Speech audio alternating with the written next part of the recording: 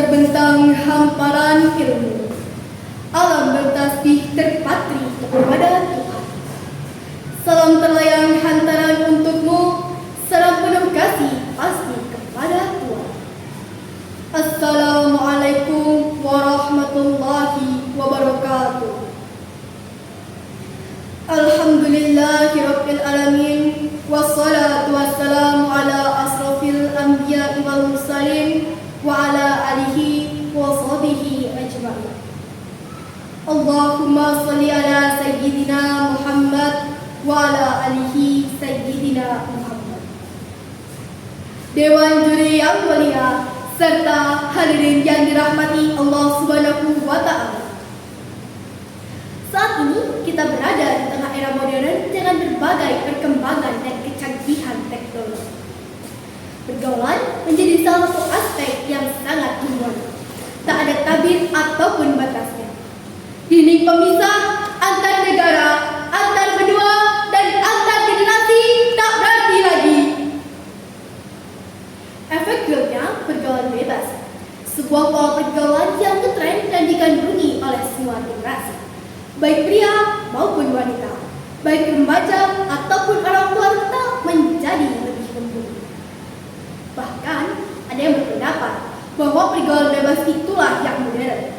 Aturan dan norma, bahkan agama itu dianggap kuno dan ortodoks. Wahai pemuda harapan bangsa, apa sikap kita terhadap tren sosial ini? Apa untung ruginya bagi kita?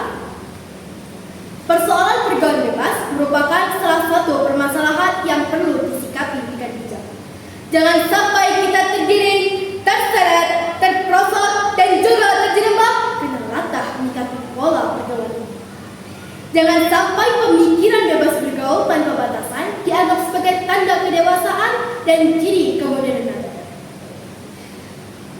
Islam telah memberikan batasan yang tepat supaya umatnya tidak terjerumus pada pergaulan bebas. Allah Subhanahu wa ta'ala telah berfirman dalam Al-Quran surat An-Nur ayat 30 sebagai berikut. A'udzubillahi minasyaitonir rajim. Bismillahirrahmanirrahim. Qul lil mu'minina yaghuddu min absarihim wa yahfadhu furujahum. Dzalika azka lahum.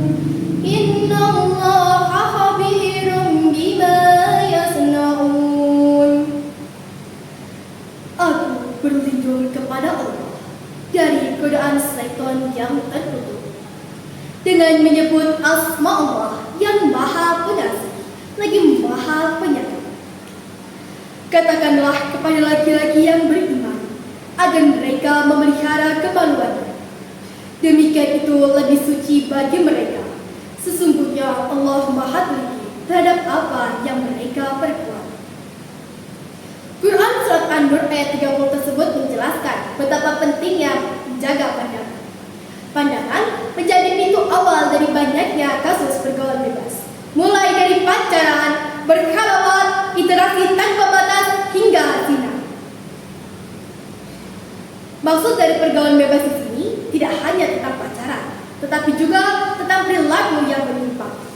Pergaulan bebas tidak hanya menyimpang dari norma, tetapi juga dari segi hukum dan agama. Hadirin yang dirahmati Allah, menurut Kementerian Kesehatan, sedikitnya ada 3 dampak negatif dari pergaulan bebas. Yang pertama, kesehatan fisik. Salah satu bahaya utama dari pergaulan bebas adalah terkena infeksi menular seksual seperti gonorrhea, sifilis, HIV, atau AIDS.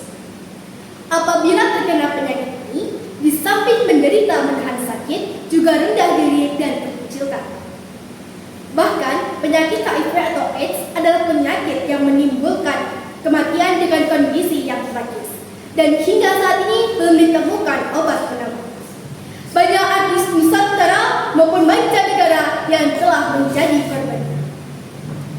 Yang kedua, kesehatan mental. Orang yang terlibat dalam pergaulan bebas seringkali mengalami depresi, adanya kecemasan yang tinggi, rendah diri, rasa bersalah, malu, dan juga penyesalan yang tak berujung. Dan yang terakhir, merusak masa depan. Orang yang terlibat dalam pergaulan bebas, terutama remaja, seringkali mengalami penurunan prestasi dan juga kesulitan dalam mencapai tujuan hidup. Cenderung terjerumus dalam penggunaan alkohol dan juga narkoba. Ujung-ujungnya, kehancuran yang akan menyerang. Hadirin rahimakumullah. Mari kita menjaga diri dan lingkungan dari bahaya pergaulan bebas dengan cara 1. Say no to pacaran. Pacaran menjadi salah satu contoh dari banyaknya pergaulan bebas yang sangat disayangkan. Pada masa kini banyak sekali orang yang menormalisasikan pacaran. Pacaran dianggap sebagai hal yang biasa dan juga wajar.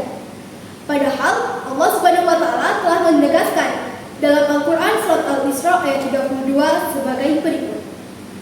Bismillahirrahmanirrahim.